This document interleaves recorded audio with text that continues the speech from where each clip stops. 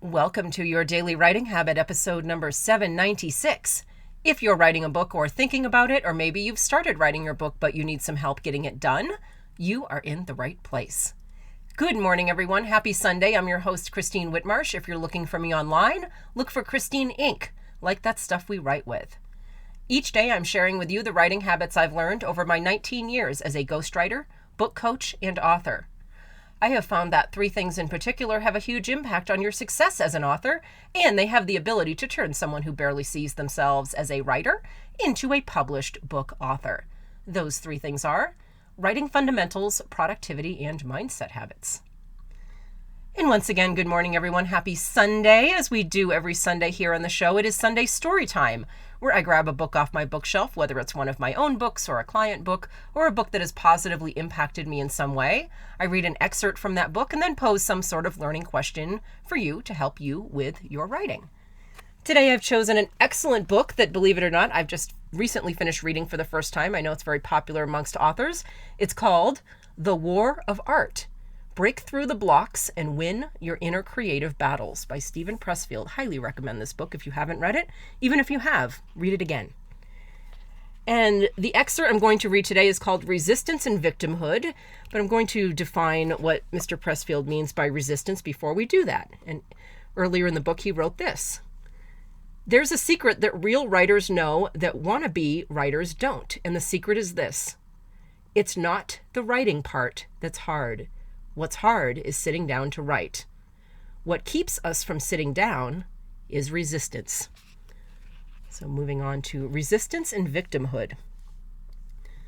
Doctors estimate that 70 to 80% of their business is non-health related. People aren't sick, they're self-dramatizing. Sometimes the hardest part of a medical job is keeping a straight face.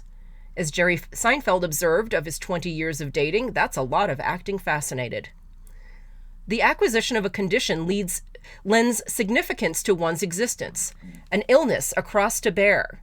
Some people go from condition to condition. They cure one and another pops up to take its place. The condition becomes a work of art in itself, a shadow version of the real creative act the victim is avoiding by expending so much care cultivating his condition. A victim act is a form of passive aggression. It seeks to achieve gratification not by honest work or a contribution made out of one's experience or insight or love, but by the manipulation of others through silent and not so silent threat. The victim compels others to come to his rescue or to behave as he wishes by holding them hostage to the prospect of his own further illness, meltdown, mental dissolution, or simply by threatening to make their lives so miserable that they do what he wants. Casting yourself as a victim is the antithesis of doing your work. Don't do it. If you're doing it, stop. And that once again was an excerpt from a fantastic book called The War of Art: Break Through the Blocks and Win Your Inner Creative Battles by Steven Pressfield. I always post the link in the show notes to that. So my question for you: when it comes to your writing or being an author, have you ever caught yourself playing the part of a victim, blaming circumstances or people outside yourself for why you're not succeeding? And this is not meant to be a judgment, because I'm sure victimhood has snuck up on most of us at one point or another.